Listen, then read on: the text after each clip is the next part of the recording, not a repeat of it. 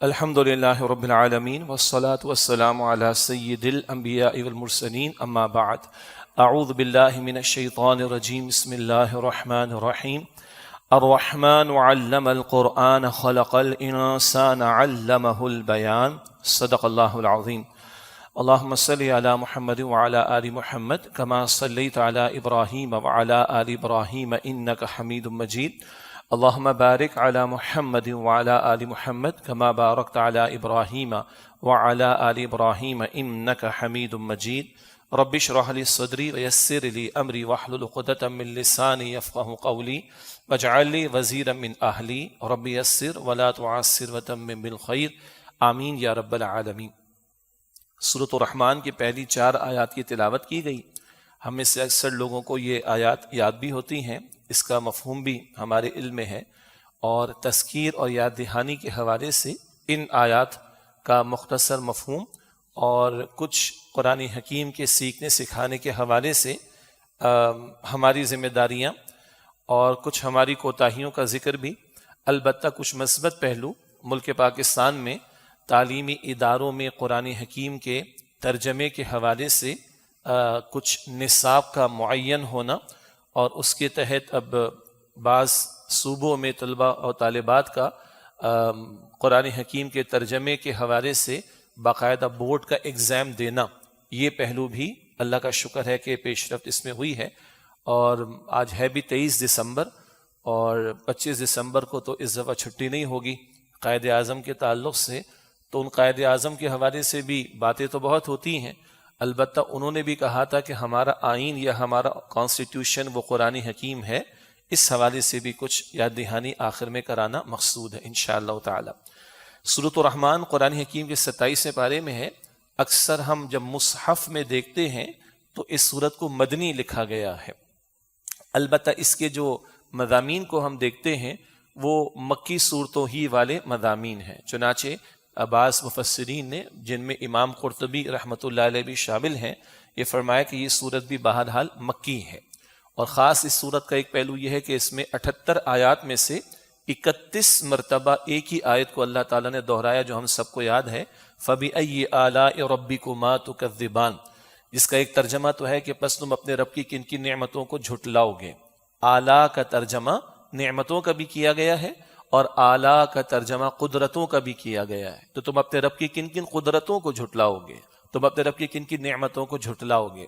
اس میں بھی ایک اہم پہلو عمل کے اعتبار سے وہ یہ ہے کہ یہ صورت بہرحال ہم جانتے کہ اس میں انسانوں سے بھی خطاب ہے اور جنات سے بھی، بیک وقت دونوں مخلوقات سے خطاب ہے، اور یہ دونوں مخلوق اللہ کی جو ہے وہ مکلف ہیں، اکاؤنٹیبل ہیں، ذمہ دار ہیں، ان دونوں کو اللہ تعالیٰ نے اپنی عبادت کے لیے پیدا کیا۔ بہرحال تو ان دونوں سے خطاب ہے، اور اللہ کے نبی صلی اللہ علیہ وسلم نے اپنے صحابہ کرام رضی اللہ عنہ مجمعین کو بتایا، جامع ترمذی میں روایت ہے کہ تمہارے بھائی جنات نے جب یہ آیت سنی، تمہارے بھائی جنات میں مسلمان بھی ہوتے ہیں اور اس کے برعکس بھی معاملہ، تو حضور نے فرمایا کہ تمہارے بھائی جنات نے جب یہ آیت سنی ہے فَبِأَيِّ آلَاءِ رَبِّكُمَا تُكَذِّبَانِ، تو انہوں نے یہ اس کا جواب دیا، لا بِشَيْءٍ مِّن نِعْمِكَ رَبَّنَا نُكَذِّبُ فَلَكَ الْحَمْدُ۔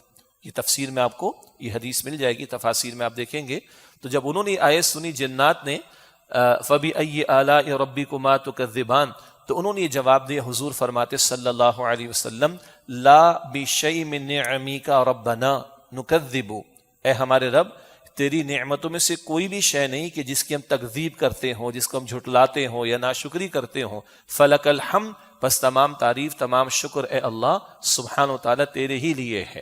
تو اس جواب کو ہمیں بھی یاد کرنا چاہیے، کیونکہ اللہ کے رسول صلی اللہ علیہ وسلم نے صحابہ کرام کو اسی لیے بتایا کہ وہ بھی اپنے معمولات میں اس کو شامل کریں۔ تو جب اس کی ہم تلاوت کریں یا سن لیں تو ایک مرتبہ تو کم از کم، وہ تو 31 مرتبہ ہے، فَبِأَيِّ آلَاءِ رَبِّكُمَا تُكَذِّبَانِ، تو دہرانا چاہیے کہ لا، یہ کہنا چاہیے کہ لا بِشَيْءٍ مِّن نِعْمِكَ رَبَّنَا نُكَذِّبُ فَلَكَ الْحَمْدُ، اے ہمارے رب تیری نعمتوں میں سے کوئی شے نہیں کہ جس کی ہم تکذیب کرتے ہوں، بس تمام شکر تمام تعریف اے اللہ تیرے لیے ہے۔ یہ تو ایک عمل سے متعلق نقطہ کہ اس آیت پر یہ جواب جنات نے دیا اور اللہ کے نبی صلی اللہ علیہ وسلم نے صحابہ کرام کو سکھایا۔ اب آئیے جو آج ان 4 آیات کا مختصر مطالعہ اور اس کے ذیل میں پھر کچھ ہماری کوتاہیاں اور کچھ مثبت پہلو یا پازیٹیو سائڈ بھی کہ وہ عمل کا جذبہ اس سے پیدا ہوتا ہے، اس پر بھی آپ کو توجہ دلائیں گے انشاءاللہ۔ ارشاد ہوا کہ الرحمن، یہ نام ہم سب استعمال کرتے ہیں، اللہ تعالیٰ کا بہت ہی پیارا صفاتی نام ہے الرحمن، انتہائی رحم فرمانے والا۔ علم القرآن، اس اللہ سبحانہ و تعالیٰ نے قرآن کریم سکھایا۔ خلق الانسان، اللہ سبحانہ و تعالیٰ نے انسان کو پیدا فرمایا۔ علمہ البیان، اس کو بیان کی، بولنے کی صلاحیت عطا فرمائی۔ 4 آیات ہیں اور اس پر مفسرین نے بہت کلام بھی فرمایا، اور استاد محترم بانی تنظیم اسلامی ڈاکٹر اسرار صاحب رحمۃ اللہ علیہ نے ان 4 آیات کا ایک جو خوبصورت نتیجہ نکالا وہ یہ ہے کہ وہ اللہ جس نے اپنی صفت رحمان کی طفیل بہترین مخلوق یعنی انسان کو بہترین علم یعنی قرآن حکیم عطا فرمایا، اس مخلوق کو چاہیے کہ اپنی بہترین صلاحیتوں کو قرآن حکیم کے سیکھنے اور سکھانے کے لیے استعمال کرے۔ وہ اللہ جس نے اپنی رحمانیت کے طفیل بہترین مخلوق یعنی انسان کو بہترین علم یعنی قرآن حکیم عطا فرمایا، اس مخلوق یعنی انسان کو چاہیے کہ اپنی بہترین صلاحیتوں کو قرآن حکیم کے سیکھنے اور سکھانے کے لیے استعمال کرے، جیسے کہ اللہ کے نبی مکرم صلی اللہ علیہ وسلم نے بھی ارشاد فرمایا، بخاری شریف کی حدیث ہے، خیرکم من تعلم القرآن وعلمہ، تم میں سے بہترین لوگ وہ ہیں جو قرآن حکیم سیکھیں اور دوسروں کو سکھائیں۔ اب ان 4 آیات کا مختصر مطالعہ۔ پہلی بات، الرحمن اللہ تعالیٰ کا نام ہے، صفاتی نام ہے، اس پر اور بھی کلام اہل علم نے فرمایا، اور ایک نکتہ تو یہ کہ یہ اللہ تعالیٰ ہی کے لیے استعمال کرنا چاہیے۔ چنانچہ آپ اور ہم جانتے ہیں کہ عبداللہ یہ بڑا پیارا نام ہے جو اللہ کے نبی علیہ السلام کو محبوب، اسی طرح عبد الرحمن یہ بڑا پیارا نام ہے، حضور نے خود فرمایا کہ عبداللہ اور عبد الرحمن بہترین نام ہے۔ اب بتائیے کسی کو اللہ کہہ سکتے ہیں اللہ کے سوا؟ نہیں۔ اسی طرح کسی کو رحمان بھی نہیں کہنا چاہیے۔ اگر کسی کا نام عبد الرحمن ہے تو اس کو رحمان کہہ کر پکارنا جائز نہیں ہے۔ یہ ہے خاص نقطہ اس تعلق سے، تو یہ خاص اللہ کے لیے استعمال ہوتا ہے۔ تو بہرحال الرحمن اللہ کا بہت ہی پیارا صفاتی نام، اور عربی اسلوب کے اعتبار سے اس میں جوش ہے، اور ایک کہنا چاہیے کہ ٹھاٹے مارتے سمندر کا سا جوش ہے، فعلان کے وزن پر عربی اسلوب کے اعتبار سے۔ غضبان کہتے ہیں شدید غضب کے اندر ہو، تو رحمان کون ہوگا؟ الرحمن جو شدید انتہائی رحم فرمانے والا ہو۔ اسی لیے مفسرین نے یہ بھی لکھا کہ وہ رحمان الدنیا ہے۔ کیا مطلب؟ اللہ کی رحمت بے پایا ہے، اللہ کی رحمت ٹھانٹے مارتے سمندر کی طرح ہے، تو دنیا میں وہ سب کو دے رہا ہے، وہ رب العالمین بھی تو ہے، وہ کافر کو بھی دے رہا ہے، مسلم کو بھی دے رہا ہے، مشرک کو بھی دے رہا ہے، باغی کو بھی دے رہا ہے، سرکش کو بھی دے رہا ہے۔ البتہ وہ رحیم الآخرہ ہے، اس کی رحمت کا جو تسلسل اور دوام اور مستقل معاملہ ہے وہ تو آخرت میں اس کے محبوب بندوں کے لیے۔ دنیا میں وہ رحمان الدنیا ہے، سب کو عطا فرما رہا ہے، کافر ہو، مشرک ہو، مسلم ہو، غیر مسلم ہو، سب کو دے رہا ہے، ساری مخلوقات کو عطا کر رہا ہے۔ گو کہ اس کی رحمت کا اصل اور مستقل ظہور ہونا ہے وہ آخرت میں۔ اور اللہ کتنی رحمت والا ہے، اللہ کے رسول صلی اللہ علیہ وسلم نے فرمایا، مسلم شریف کی روایت، کہ اللہ تعالیٰ نے اپنی رحمت کے 100 حصے فرمائے اور 100 میں سے ایک مخلوق کو دیا ہے، 99 سے 99 حصے اللہ تعالیٰ نے اپنے پاس رکھے ہیں۔ عجیب بات، خوبصورت بات، اللہ نے اپنی رحمت کے 100 حصے فرمائے، 100 میں سے ایک دیا مخلوق کو، باقی 99 اپنے پاس رکھے۔ اور مخلوق میں صرف میں اور آپ انسان شامل نہیں، انسان ہو، جنات ہو، فرشتے ہو، چرند ہو، پرند ہو، سب کچھ۔ اور حدیث میں یہ ذکر بھی آیا کہ ایک گھوڑی جب وہ حاملہ ہوتی ہے اور اس کے حمل میں بچہ پرورش پا رہا ہوتا ہے تو وہ گھوڑی بھی اپنے پیر کو، قدم کو احتیاط سے رکھتی ہے کہ اس کے حمل میں پرورش پانے والا بچہ جو ہے اس کو تکلیف نہ پہنچے۔ یہ بھی اللہ کی رحمت کے 100 میں سے ایک حصے کا ظہور ہے۔ تو جس رب نے 99 حصے اپنے پاس رکھے ہوں گے، اس کی رحمت کو کوانٹیفائی کرنا، اس کی رحمت کو کیلکولیٹ کرنا، اس کی رحمت کا احاطہ کرنا ہمارے بس میں نہیں ہے۔ یہ اللہ تعالیٰ کا اولین تعارف ہے جو اللہ تعالیٰ قرآن حکیم کے شروع میں بھی ہمیں عطا فرماتا ہے، الحمدللہ رب العالمین الرحمن الرحیم۔ یہ اللہ سبحانہ و تعالیٰ کا پہلا تعارف ہے۔ ہاں وہ عزیز بھی ہے، کل غلبہ رکھنے والا، ذو انتقام بھی ہے، بدلہ لینے والا، سریع الحساب بھی ہے، جلد حساب لینے والا، شدید العقاب بھی ہے، سزا دینے والا، مگر وہ یہ بھی فرماتا ہے کتب ربکم علی نفسہ الرحمہ، تمہارے رب نے اپنے اوپر، قرآن حکیم میں حدیث مبارک میں ہے کہ سبقت رحمتی علی غضبی، اللہ فرماتا ہے کہ میری رحمت میرے غضب پر سبقت لے گئی ہے۔ بہرحال تو یہ اللہ کا تعارف اور یہ اللہ کا بڑا پیارا صفاتی نام جس سے اس سورہ مبارکہ سورۃ الرحمن کا آغاز ہوا۔ ہاں ایک نقطہ عمل کے اعتبار سے یہ ہے، ہم اگر اللہ کی رحمت کے مستحق بننا چاہتے ہیں تو اللہ نے جا بجا قرآن حکیم میں اپنی رحمت کے مستحقین کا بھی ذکر کیا، اور ایک جگہ تو خوبصورت انداز اللہ تعالیٰ نے اختیار فرمایا سورہ فرقان کے آخر میں وَعِبَادُ الرَّحْمَنِ الَّذِينَ يَمْشُونَ عَلَى الْأَرْضِ هَوْنًا، رحمان کے محبوب بندوں کا ذکر اللہ فرماتا ہے، پھر آگے صفات کا ذکر ہے۔ تو اللہ تعالیٰ نے اپنی رحمت کے مستحق بننے کا بھی ہم سے تقاضا کیا، اور اس کے لیے جا بجا قرآن حکیم میں اللہ سبحانہ وتعالیٰ تقاضے ہمارے سامنے رکھتا ہے۔ اور ایک بات یوں بھی آتی ہے جو معروف حدیث ہم سب کو یاد ہے، ارحم من فی الارض یرحمک من فی السماء، کرو مہربانی تم اہل زمین پر، خدا مہرباں ہوگا عرش بری پر، تم زمین والوں پر رحم کرو، اللہ تعالیٰ تم پر رحم کرے گا۔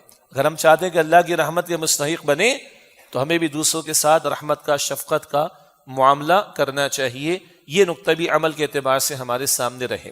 فرمایا کہ الرحمن وہ اللہ جو انتہائی رحم فرمانے والا ہے، علم القرآن، اس اللہ سبحانہ وتعالیٰ نے قرآن سکھایا۔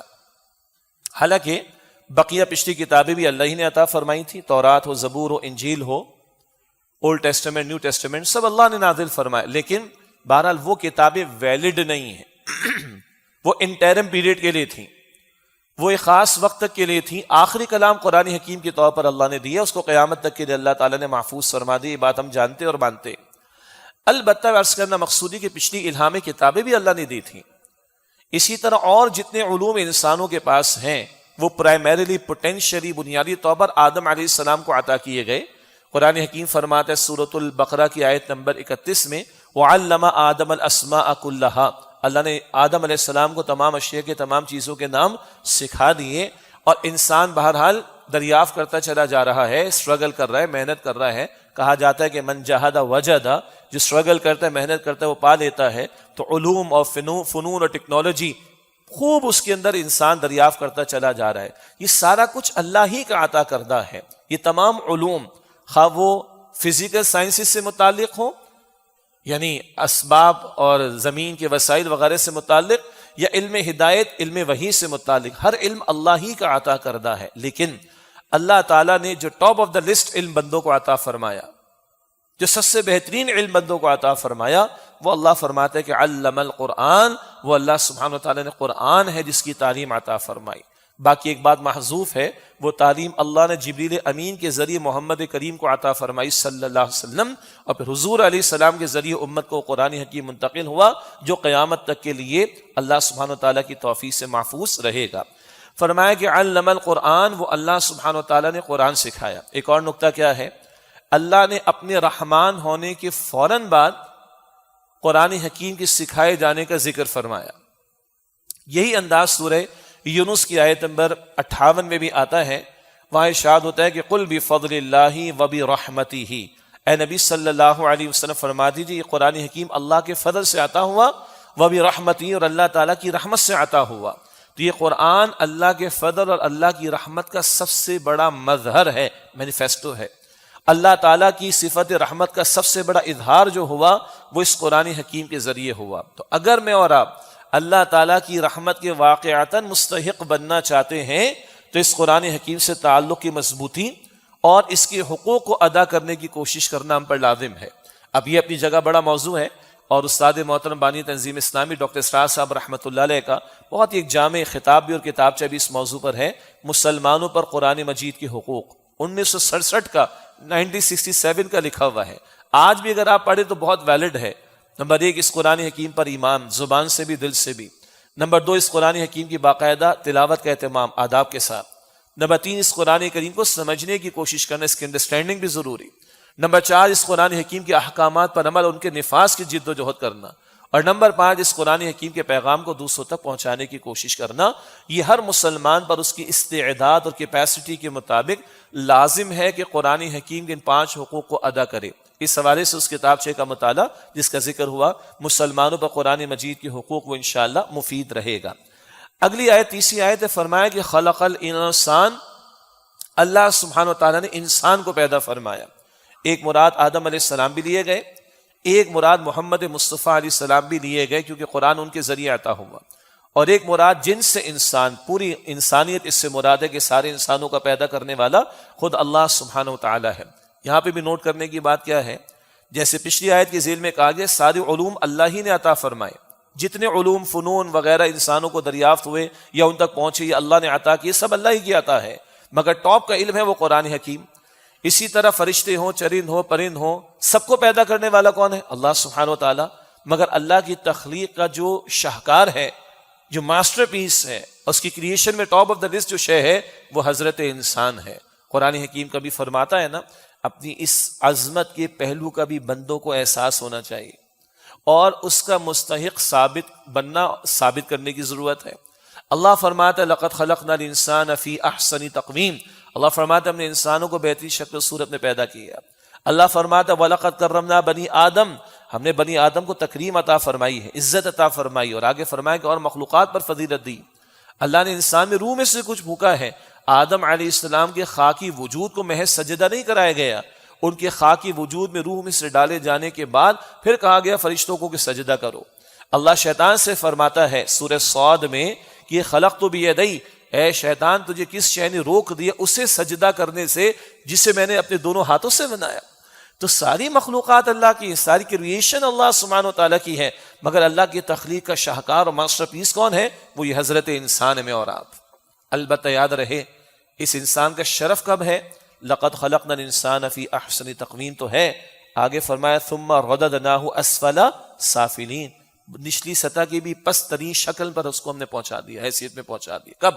انسان جب اپنی روح کو نہ پہچانے، اس روح کے تقاضوں پر عمل نہ کرے، اور جس مقصد کے لیے اللہ کی بندگی کے لیے زمین پر بھیجا اس مقصد کو پورا کرنے کی کوشش نہ کرے، تو وہ حیوان نہیں، حیوانوں سے بدتر ہو جاتا ہے. پھر قرآن حکیم فرماتا ہے نا سورۃ الاعراف میں لَهُمْ قُلُوبٌ لَا يَفْقَهُونَ بِهَا وَلَهُمْ أَعْيُنٌ لَا يُبْصِرُونَ بِهَا وَلَهُمْ آذَانٌ لَا يَسْمَعُونَ بِهَا أُولَئِكَ كَالْأَنْعَامِ بَلْ هُمْ أَضَلُّ. ان کے دل ہیں مگر یہ سمجھتے نہیں، ان کی آنکھیں مگر یہ دیکھتے نہیں، ان کے کان ہیں مگر یہ سنتے نہیں، یہ جانور ہیں ان سے بھی گئے گزرے. أُولَئِكَ هُمُ الْغَافِلُونَ، یہی غافل ہے کس سے؟ کھالے پیلے موج اڑا لے تو جانوروں کا کانسیپٹ ہے. اس طرح کی محض چند تقاضوں کو پورا کرنے کے لیے حضرت انسان کو تو اللہ تعالیٰ نے عزت نہیں دی ہے. انسان کو تو اللہ نے اپنی خلافت دے کر بھیجا، روح ڈال کر اس کی عزت اور تکریم کا ذکر فرمایا، اپنے دونوں ہاتھوں سے بنانے کا ذکر فرمایا، اس کو اپنی نمائندگی دے کر زمین پر بھیجنے کا ذکر فرمایا. تو وہ بندہ جب روح کے تقاضوں پر عمل کرے، خالق کے تقاضوں پر عمل کرے تو اس کی عزت و توقیر و تکریم ہے. اور اگر نہیں کرتا، بے مقصد زندگی گزارتا ہے، جیسے کہ آج ہم اس دور میں دیکھ رہے ہیں، مقصدیت زندگی کی ختم، مقصدیت زندگی میں نظر نہیں آتی، اور اللہ تعالیٰ کے اندر، فضولیات کے اندر پیسے کا ضیاع، وقت کا ضیاع ہو رہا ہے. اقدار کا جنازہ نکل رہا ہو، شریعت کے احکامات ٹوٹ رہے ہوں، مومن کو رونا نہیں آ رہا. آج پھر میری زبان پر بات آ جائے گی، کرکٹ میں پاکستان ہار جائے تو رونا آ جاتا ہے. کوئی لائیو ٹیلی کاسٹ کے دوران بجلی چلی جائے اور کوئی اور آپشن اویلیبل نہ ہو تو بڑا رونا آتا ہے. اسمارٹ فون فلاں برانڈ کبھی تک نہیں آیا تو بڑا رونا آتا ہے. دیکھیں کہاں رونے دھونے لوگوں، مقصدیت نہیں نا زندگی کے اندر. بہرحال تو تکریم تب ہے کہ جب روح کو پہچانے، روح کے تقاضوں پر عمل کرے، تب شرف انسانیت بندہ پائے گا. بہرحال فرمایا کہ علمہ البیان، اسے بیان سکھایا، بولنے کی صلاحیت دی، قوت بیان اس کو عطا فرمائی. حالانکہ دیکھنے کی صلاحیت ہو، سننے کی صلاحیت ہو، سونگنے کی صلاحیت ہو، یہ بھی اللہ نے انسان کو دے رکھی. مگر جو بیسٹ اور بہترین صلاحیت بندوں کو عطا کی گئی، انسانوں کو عطا کی گئی، وہ قوت بیان ہے. انسان کو انگریزی میں ویسے سوشل اینیمل بھی کہا جاتا ہے، اردو میں حیوان ناطق کہا جاتا ہے. یعنی اس معنی میں کہ بقیہ یہ صلاحیت تو جانوروں کے پاس بھی ہے نا، سننے کی، دیکھنے کی، سونگنے کی، اور بعض جانوروں میں تو ہم سے بہت زیادہ ہے. سونگنے کے اعتبار سے اور دیکھنے کے اعتبار سے، سننے کے اعتبار سے، خطرات کو بھانپ لینے کے اعتبار سے جانوروں میں، بعض جانوروں میں صلاحیت یہ والی ہم سے زیادہ ہے، مگر اپنے معافی ضمیر کو بیان کرنا، اپنے دل کی بات کو بیان کرنا، یہ بیان کی صلاحیت انسان کو دے کر اللہ نے اس کو ڈیفرینشیٹ کیا ہے اور ممتاز کیا ہے۔ تو بہرحال یہ ہے جو صلاحیت بیان کی اللہ سبحانہ و تعالیٰ نے بندوں کو عطا فرمائی، خاص اللہ تعالیٰ نے اس کا یہاں پر ذکر فرمایا۔ یہ 4 آیات سورۃ الرحمن کی پہلی 4 آیات، الرحمن اللہ تعالیٰ کا بہت ہی پیارا نام الرحمن، جس میں اس کی رحمت ایک ٹھانٹے مارتے سمندر کی طرح جوش میں دکھائی دیتی۔ علم القرآن، اس نے قرآن حکیم سکھایا۔ سارے علوم اللہ نے عطا کیے ہیں، لیکن سب سے بڑا علم، اہم ترین علم جو اللہ نے اپنی رحمانیت کے طفیل ہمیں عطا فرمایا وہ قرآن کا علم ہے۔ خلق الانسان، اللہ نے انسان کو پیدا فرمایا۔ اس میں بھی ایک دلچسپ نقطہ ہے، انسان تو پہلے زمین پر آیا، قرآن کریم بعد میں آیا، لیکن قرآن کریم کا ذکر پہلے ہے اور انسان کا ذکر بعد میں۔ کیوں؟ انسان کے اندر بہت ساری ضروریات موجود ہیں، وہ تو جانوروں میں بھی ہیں، کھانا پینا سونا، یہ تو جانوروں کے ساتھ بھی لگی ہوئی، مگر انسان کی سب سے بڑی ضرورت ہدایت کی ضرورت ہے۔ یہ ہے تو انسان شرف پائے گا، ورنہ ذلت پائے گا۔ یہ ہدایت نہیں تھی تو قارون بنا، فرعون بنا، حامان بنا، شداد بنا، نمرود بنا اور راندہ درگاہ ہوئے، اللہ کے عذاب میں مبتلا ہوئے۔ یہ ہدایت ہے تو انسان واقعتاً شرف پائے گا، تکریم پائے گا۔ تو انسان پہلے زمین پر آیا، قرآن حکیم بعد میں آیا، مگر اللہ نے قرآن حکیم کا ذکر پہلے فرما کر اور انسان کا ذکر بعد میں فرما کر اس طرف اشارہ کیا کہ تمہاری سب سے بڑی ضرورت وہ قرآن ہدایت کی ضرورت ہے، اور اللہ تعالیٰ کی سب سے بڑی نعمت وہ نعمت ہدایت ہے جو قرآن حکیم کی صورت میں صاحب قرآن صلی اللہ علیہ وسلم کے ذریعے تمہیں اللہ تعالیٰ عطا فرما رہا ہے۔ بہرحال تو تیسری بات، اللہ کی سب سے بہترین مخلوق وہ حضرت انسان، اور چوتھی بات علمہ البیان، اس کو بیان کی صلاحیت اللہ تعالیٰ فرماتا ہے کہ میں نے عطا فرمائی ہے۔ ساری صلاحیتیں بجا، لیکن سب سے بہترین صلاحیت یہ بولنے کی صلاحیت ہے جو اللہ تعالیٰ نے انسان کو عطا فرمائی۔ اس پر میں نے عرض کیا تھا کہ استاد محترم ڈاکٹر اسرار صاحب رحمۃ اللہ علیہ بڑا خوبصورت نتیجہ انہوں نے اس کا یہ نکالا ان 4 آیات کا، ایک حاصل کہ وہ اللہ جو رحمان ہے، جس کی رحمت کا سب سے بڑا مظہر قرآن اور سب سے بڑا علم جو اس نے عطا فرمایا وہ قرآن، کسے؟ بہترین مخلوق یعنی انسان کو۔ تو اس انسان کو چاہیے کہ اپنی بہترین صلاحیتوں کو قرآن حکیم کے سیکھنے اور سکھانے کے لیے استعمال کرے۔ اس پر وہ حدیث مبارک بخاری شریف کی معروف حدیث ہے، خیرکم من تعلم القرآن وعلمہ، تم میں سے بہترین لوگ وہ ہیں جو قرآن حکیم سیکھیں اور دوسروں کو سکھائیں۔ ہمارے استاد صاحب کہتے تھے کہ ایک آدمی توپ لے کر مکھی مارے تو ہمیں ہنسی آئے گی کہ نہیں آئے گی؟ دماغ خراب ہے، توپ سے بڑا کام آدمی کرتا ہے جی۔ کوئی AK-47 یا کوئی بڑا سا لانچر لے کر ایک مچھر مارنے بیٹھ جائے تو ہم کہیں گے پاگل ہے، دماغ خراب ہے، یہی کہیں گے نا۔ ہم ذرا اپنے بارے میں سوچیں، جن کو اللہ کہتا ہے you are the masterpiece of my creation, تم میری بہترین مخلوق ہو، تمہیں میں نے بہترین صلاحیتیں دیں، یہ دنیا تمہارے لیے سجائی گئی، وَسَخَّرَ لَكُم مَا فِي السَّمَاوَاتِ وَمَا فِي الْأَرْضِ جَمِيعًا مِّنْ، آسمان و زمین میں جو کچھ بھی تمہارے لیے مسخر کیا تمہاری خدمت پر لگایا۔ ہماری بہترین صلاحیتیں کہاں لگ رہی ہیں؟ اس بہترین کتاب کے سیکھنے سکھانے کے لیے لگ رہی ہیں، اور کتنی لگ رہی ہیں؟ تو جتنا اس پر ہنسی آ رہی جو توپ سے مکھی مارے، جتنا اس پر ہنسی آ رہی جو لانچر لے کر مچھر کو مارے، اس سے زیادہ ہمیں اپنے بارے میں ہنسی آنی چاہیے بلکہ افسوس ہونا چاہیے۔ اللہ تعالی ہماری کوتاہیوں کو معاف فرمائے۔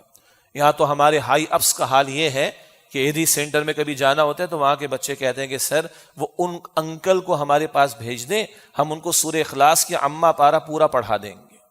اور مسئلہ 1-2 انکلز کا نہیں ہے، ہماری بڑی میجورٹی کا حال ہے کہ قرآن حکیم صحیح پڑھنے سے بھی دور ہیں، اور ہم نے دنیا جہاں کی کوالیفیکیشن لے لی، چارٹرڈ اکاؤنٹنٹ ہیں، MBA ہیں، CFA ہیں، معاف کیجئے گا 2-4 کہیں میں نام ذکر کر سکوں گا، ہم بڑے بڑے ڈاکٹرز ہیں، بڑی بڑی فیلڈز ہم نے ایکسپلور کر لی ہیں، PhD ہیں، سب کچھ ہیں۔ ہم آکسفورڈ میں جا کے کراچی سے انگلش لنگوسٹک میں PhD کر کے انگریزوں کو انگریزی پڑھاتے ہیں۔ جب اس شہر کے صاحب کے پیپرز آکسفورڈ یونیورسٹی والوں نے روک لیے کہ آپ پاکستان نہیں جائیں گے، انگریزوں کو انگریزی پڑھائیں گے۔ ہم ورلڈ بینک میں سرو کر رہے ہیں، IF میں سرو کر رہے ہیں، ہم بل گیٹس کو سرو کر رہے ہیں، ہم ناسا میں جا کے سرو کر رہے ہیں، ہم اتنے آگے ادھر کے لوگ کچھ. And what about the book of Allah subhanahu wa ta'ala? تو 1%, 1% بھی ہماری آبادی نہیں ہے جس نے آج تک اللہ کے کلام کو اپنی زبان میں ایک مرتبہ بھی ترجمے کے ساتھ مکمل کیا ہو.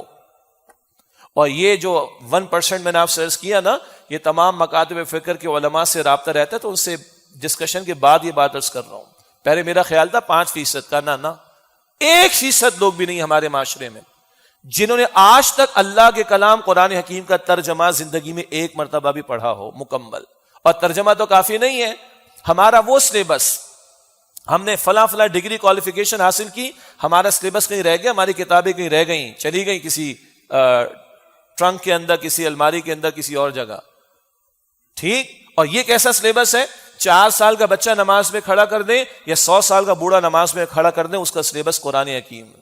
کتنا فجر میں قرآن, ظہر میں قرآن, عصر میں قرآن, مغرب میں قرآن, عشاء میں قرآن. اللہ اتنا قرآن کریم سے مجھے اور آپ کو گزارنا چاہتا ہے. اور ہم کیسے لوگ ہیں؟ میجورٹی مسلمانوں کی. جارج برنارڈ شاہ کہتا ہے کہ when I read the Holy Quran, there is no better book than the Holy Quran in the world. But when I see the Muslims, there is no worse nation than the Muslims in the world.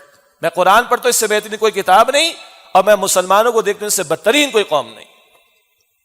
بات تو صحیح ہے, کڑوی ہے مگر صحیح ہے. ہم تو ایسے ایسے مذاق اور ڈرامے اس معاشرے میں دیکھتے ہیں, مرحوم کوئی مرے گا تو قرآن پاک کھلے گا. ایسے ایسے معاملات. قرآن خوانی ہو رہی محلے میں, ٹینٹ لگا کر مسجد میں جماعت کی نماز میں نہیں آ رہے, قرآن خوانی میں بیٹھے ہوئے. یہ اللہ کے لیے قرآن پڑھ رہا ہو یا کسی سیٹ کو خوش کرنے کے لیے, رشتہ دار کو خوش کرنے کے لیے؟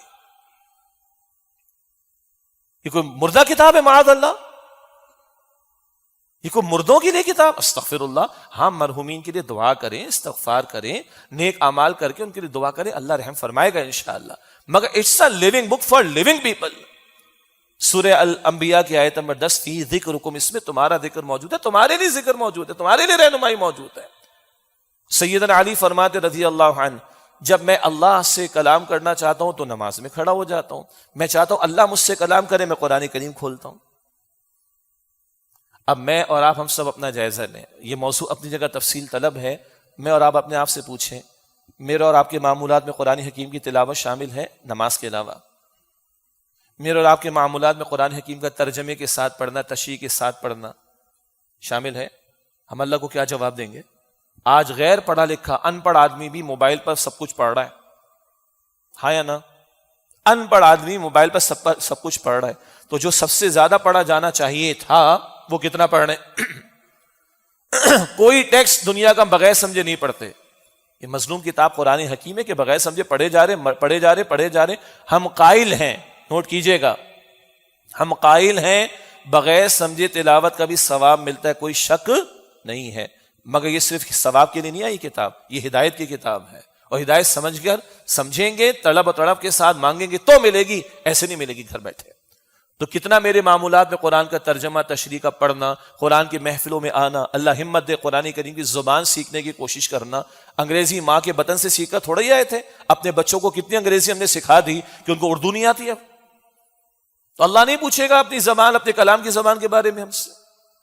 سوچیں ذرا اس بارے میں. اور پھر وہ لوگ جو پڑھے لکھے ہوں, ایک تو وہ بچہ ہے نا کہ جو آپ کی میری گاڑی کسی ورک شاپ پر بننے جاتی ہے, وہ بچہ چھوٹا کام کر رہا ہے, بہرحال اس کو بھی جینے کا حق ہے. یہ ظالمانہ نظام اس کو جینے اگر نہیں دے رہا اور ہمارے اندر کوئی احساس پیدا نہیں ہو رہا, تو اس کو بھی ری وزٹ کرنے کی ضرورت ہے کہ ہم بے حس تو نہیں ہو گئے. مگر وہ بچہ جو اس ورک شاپ پہ کام کر رہا ہے جہاں آپ کی میری گاڑی بننے کے لیے جاری ہے, اس کے بعد تو کوئی ایکسکیوز ہوگا, اللہ میں تو کاپی پینسل والا تھا ہی نہیں. ہم اور آپ جو پڑھے لکھے ہیں اکثر کیا کچھ نہیں پڑھا ہم نے, اور ہم سے زیادہ ہمارے بچے پڑھ رہے ہیں اور پتہ نہیں کتنا پڑھ رہے ہیں. ہم اگر قرآن نہیں سمجھتے, ہم اللہ تعالیٰ کو کیا جواب دیں گے؟ غور طلب بات ہے. اور جب سمجھنے پر آئے, سبحان اللہ, اللہ کے رسول علیہ السلام فرماتے ایک حرف تلاوت کرو 10 نیکیاں ملتی ہیں. اور الف ایک حرف ہے, لام ایک حرف ہے, میم ایک حرف ہے. جامع ترمذی کی روایت, بغیر سمجھے بھی تلاوت کریں گے اجر ملے گا, لیکن سمجھنے کی بھی کوشش کرنی ہے. حضور فرماتے علیہ السلام, ابن ماجہ کی روایت ہے, ایک آیت قرآن حکیم کی سمجھنا 100 رکعت نفل سے زیادہ افضل ہے. ایک آیت. حضور فرماتے علیہ السلام, مسلم شریف کی روایت, جب کبھی اللہ کے گھروں میں سے کسی گھر میں لوگ جمع ہوں قرآن کے سیکھنے سکھانے کے لیے, ایک مراد اول تو مساجد, پھر جہاں کہیں بھی اللہ کی رحمت ان کو ڈھانپ لیتی ہے, قرآن کے سیکھنے سکھانے والوں کو فرشتے احاطہ کرتے ہیں, گواہ بنتے ہیں. اللہ سکینت کی کیفیت عطا فرماتا ہے، اور اللہ ایسے بندوں کا ذکر اپنے مقرب فرشتوں کے سامنے فرماتا ہے۔ اللہ ہمیں توفیق عطا فرمائے۔ اسی لیے الحمدللہ یہ انجمن خدام القرآن کے تحت قرآن اکیڈمیز کا سلسلہ، تنظیم اسلامی کے تحت کہیں تجوید کی کلاسز ہیں، منتخب نصاب کا بیان ہے، دروس قرآن کے حلقے ہیں، رمضان شریف میں دورہ ترجمہ قرآن کا سلسلہ ہے، عربی گرامر کی کلاسز ہیں۔ ان سب کا مقصد ہمارے اس پلیٹ فارم سے یہی ہے کہ عام آدمی کا قرآن حکیم کے ساتھ تعلق مضبوط ہو۔ اب آئیے ذرا تھوڑی سی ایک خوشخبری جو پہلے میں نے کبھی آپ کو سنائی تھی، مگر سندھ کا ایک خاص مسئلہ اس کے تناظر میں یہاں ذکر کر رہا ہوں، شاید کہ ذرا گورنمنٹ کے ہائی اپس کے اندر رابطہ رکھنے والے لوگ ہوں، وہ اس بات کو آگے پرسو کر سکیں۔ یہ ذکر تو میں نے آپ کے سامنے کیا ہے، اور آج ابتدا میں بھی ذکر ہوا کہ پاکستان میں اب ریاستی اور حکومتی سطح پر کچھ سلسلہ قرآن حکیم کی تعلیم کو تعلیمی اداروں میں رائج کرنے کا شروع ہوا۔ یہ محنتیں پہلے سے ہو رہی تھیں اللہ کے فضل و کرم سے، البتہ حکومت سطح پر یہ سلسلہ 2017 اور 18 سے شروع ہوا۔ ایک ادارہ ہے کراچی میں، دل فاؤنڈیشن اس کا نام ہے، مجھے بھی اس سے منسلک ہوں الحمدللہ، اور وہاں خدمت اللہ تعالیٰ نے لی کہ اسکولوں کے نظام میں رہتے ہوئے طلبہ و طالبات کو قرآن حکیم کا ترجمہ اور بنیادی تعلیمات سے روشناس کرایا جائے۔ 2010 میں سلسلہ شروع ہوا، اور آج اللہ کا شکر ہے کہ اب لاکھوں سے بھی زیادہ آگے بات بڑھ چکی ہے الحمدللہ، اور اس میں کوشش یہ کی گئی کہ متفق علیہ معاملہ ہو، یعنی ایسا نہیں کہ یہ ایک خاص مکتب فکر کا، بہرحال ریاستی سطح پر حکومتی سطح پر جب فیصلہ کیا جائے گا تو کوئی تعلیمی ادارہ، کوئی اسکول کالج کسی ایک مکتب فکر کا نہیں ہوتا، سب کے لیے دیکھنا پڑے گا۔ تو 2017-18 میں وفاقی حکومت اس وقت کی ان کے زیر اہتمام ایک محنت ہوئی، اور تمام جو مکاتب فکر ہیں 5 بڑے بورڈز علماء کے، ان کی کمیٹی بن گئی، دیوبندی، بریلوی، اہل الحدیث، جماعت اسلامی اور اہل تشیع۔ ان 5 کے 5 بورڈز ہیں جن کا ایک اکٹھ یا آگے کونسل کہہ لیں، وہ اتحاد تنظیمات مدارس، 5 کے ایک بڑے عالم، اور میں بھی ادارے کی طرف سے اس میں شامل رہا۔ اللہ کی توفیق سے سعادت اللہ تعالیٰ نے عطا فرمائی، اور 3 سالوں کی محنت کے بعد، 3 سالوں کی 6 گھنٹے کی 20 ملاقاتیں، اور اس میں سارا ڈسکشن اور سارا رائٹ اپ وغیرہ، ساری اکیڈامک محنت، اور 28 جنوری 2020 کو، کووڈ سے پہلے، ان تمام حضرات نے سائن کر کے دے دیا کہ اس ترجمے اور اس نصاب قرآنی پر ہمیں کوئی اختلاف نہیں۔ پھر حکومتی سطح پر، پہلے وفاقی سطح پر ہوا، اور پھر کے پی میں، اور پھر پنجاب میں، کہ یہ طے ہوا کہ 1 سے 5ویں میں ناظرہ قرآن پڑھایا جائے، اور 6 سے 12ویں میں ترجمہ قرآن پڑھایا جائے۔ اس پر عمل درآمد میں مشکلات رہیں، اور ابھی بھی تھوڑی ہیں، مگر تھوڑی پیش رفت ہوئی ہے۔ تو ایک تو اللہ نے ایک ایسا نصاب قرآن کا ترجمہ دے دیا جس پر تمام مکاتب فکر کا اتفاق ہو گیا، الحمدللہ رب العالمین، وہ رائج ہو رہا ہے۔ اور اس میں پہل کی تھی پہلے تو وفاقی حکومت نے، مگر وفاقی حکومت جس کے زیر اثر اسلام آباد ہے، اس کے اندر تو یہ رائج بورڈ کے امتحانات میں نہ ہو سکا، البتہ کے پی میں یہ سلسلہ آگے بڑھا، اور 2023 میں 9ویں اور 11ویں کے امتحانات میں جو بورڈ کے امتحانات ہوں گے، ترجمہ قرآن کا 50 نمبر کا پیپر ہوگا انشاءاللہ۔ تو جیسے بچے میٹرک کے انگلش کے نمبر کے لیے 10 سال انگریزی پڑھتے ہیں نا، میتھس سیکھتے ہیں نا، تب 10ویں اور ابھی 9ویں اور 11ویں کا امتحان ہوگا 2023 میں، اور 2024 میں انشاءاللہ 9ویں، 10ویں، 11ویں، 12ویں 4 سالوں میں پیپر ہوگا کمپلسری بورڈ کا، کے پی میں بھی اور پنجاب میں بھی۔ اس سال دونوں صوبوں میں 9ویں 11ویں کا ہے، اور 2024 میں انشاءاللہ یہ 4 سال 9، 10، 11، 12 کلاس اس میں ہوگا، اور اسکیم ہے کہ 6 سے 12ویں میں قرآن کریم کا ترجمہ پڑھایا جائے۔ وفاقی سطح پر یہ طے تو ہے، اس سال امپلیمنٹ نہیں ہو سکا، آپ دعا کریں وہاں پر بھی ہو جائے، ٹھیک ہے، دعا کریں۔ اب یہ ساری بات کرنے کے بعد اب آئیے ہمارا صوبہ سندھ، آزاد جموں کشمیر میں کوشش ہم نے شروع کر دی، اللہ کی توفیق سے وہاں بھی کچھ لوگ کوشش کر رہے ہیں، بلوچستان میں بھی، گلگت بلتستان میں بھی۔ افسوس یہ کہ یہ ادارہ کراچی میں بنا اور سندھ میں ابھی تک یہ سلسلہ نہیں ہوا۔ بڑی کوششیں ہوئیں، بڑے تعلقات بھی جو لوگوں نے استعمال کر سکتے تھے ہائی اپس کے ساتھ، لیکن بات نہیں چلی، اور بات یہاں تک آ گئی کہ پچھلے چند دنوں میں یہ 16 دسمبر کے 15 یا 16 دسمبر کے آس پاس سندھ ہائی کورٹ کے ایک جج صاحب نے کہا، جہاں ایک مقدمہ دائر کیا ہے، ایک اپیل ڈالی گئی تھی کہ بھائی قرآن حکیم پڑھایا جائے، تو جج صاحب نے کہا، عجیب بات ہے، آرٹیکل 20 کا حوالہ دے کر، آرٹیکل 20 ہمارے کانسٹیٹیوشن کا، پاکستان کے آئین کا، کہ بھئی ریاست کسی کے مذہبی معاملات میں دخل اندازی نہیں کر سکتی۔ تو اگر آرٹیکل 20 کے تحت مائنورٹیز کی بات کرنی ہے، اقلیتوں کی بات کرنی ہے، غیر مسلموں کی بات کرنی ہے، تو بات ٹھیک ہے، ان کو اپنے عقیدے کی اجازت ہوگی۔ اور اقلیت یا غیر مسلم ہمارے معاشرے میں پاکستان میں 3% ہیں، اور ان 3% کو نہ اسلامیات پڑھائی جاتی ہے نہ قرآن پڑھایا جاتا ہے، ان کو ایتھکس پڑھائے جاتے ہیں، چھوٹی سی پتلی سی کتاب ہوتی ہے جو اسکولوں اور کالجز سے وابستہ ان کو پتا ہے۔ ان 3% کی تمہیں بڑی فکر ہے، اور آرٹیکل 20 تمہیں یاد ہے، میں دھڑلے سے یہاں بیٹھ کر کہہ رہا ہوں، ہمارے اسلاف نے ججز کے منہ پر جا کر باتیں کہی ہیں۔ آرٹیکل 20 آپ کو یاد ہے؟ آرٹیکل 31 یاد نہیں کانسٹیٹیوشن کا، جہاں لکھا ہوا ہے کہ اس ریاست کی ذمہ داری ہے کہ ملک میں رہنے والے مسلمانوں کے لیے ماحول فراہم کریں جہاں وہ قرآن و سنت کو سیکھ سکیں اور قرآن و سنت کی تعلیمات پر انفرادی اور اجتماعی زندگی میں محنت کر سکیں۔